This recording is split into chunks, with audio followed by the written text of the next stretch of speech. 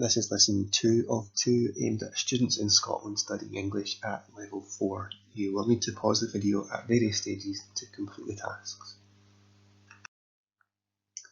Once you've chosen our topic and done some initial research into it, it's time to start writing. And the start of our balanced or any discursive writing should have an introduction. The introduction is designed to get the reader's attention.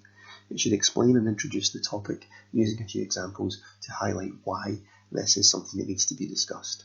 You should keep it impersonal, so keeping it to the third person at this stage. Something like, I don't like television wouldn't work. It's too personal, it's too biased, it's too one-sided. It's not a persuasive piece, it is a balanced discursive piece. Here's an example of an introduction. Organic food has become more popular over the past few years, and because the demand for it has risen, a wider range of organic foods have become available in the shops. But what is organic food, and is it better for us than non-organic produce, or is it just a waste of money? So it's nice and simple, it introduces the topic. We know that this is going to look at organic foods, and we're going to look at both sides of the argument as to whether or not organic food is a good thing. So it's nice and easy, a few rhetorical questions in there to get us going. So your task here is this. For your chosen topic, write an introductory paragraph which introduces the topic and briefly outlines your main arguments. You don't have to shoehorn all of your arguments in here, you don't have to mention every single one. Picking out the main argument on each side would be fine, but do this in an impersonal, third person, interesting kind of way if you can. You can pause the video now.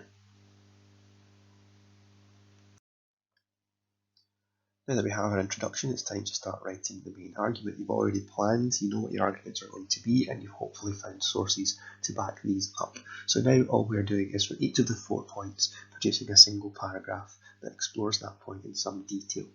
What you need to do is follow your preferred paragraphing structure, and depending on which structure you have learned or which one you are more familiar with, this will vary slightly, but the basic premise is the same. You make a point, you present some evidence, and you analyse or explain that evidence. You want to include a reference as your evidence, a reference to your reputable source that you've identified.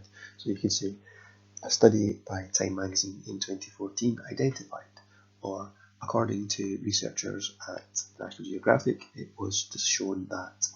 So make a brief reference to the source to show that you've actually bothered to look this up.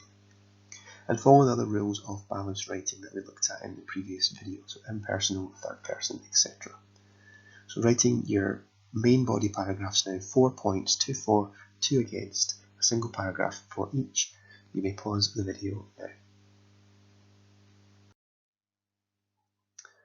The conclusion is similar to the introduction in many ways. It gives us an overview of the argument and it brings everything to some kind of satisfying end.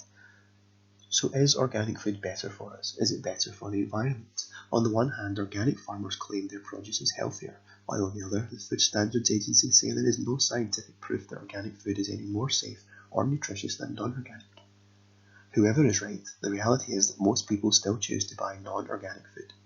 Is this because they believe such food is safe and nutritious, or is it because organic food is usually more expensive and they do not want to pay the extra? But in the end, it's up to you. Organic or non-organic? What do you think? So here the writer has chosen not to include their opinion. They left it open to the reader.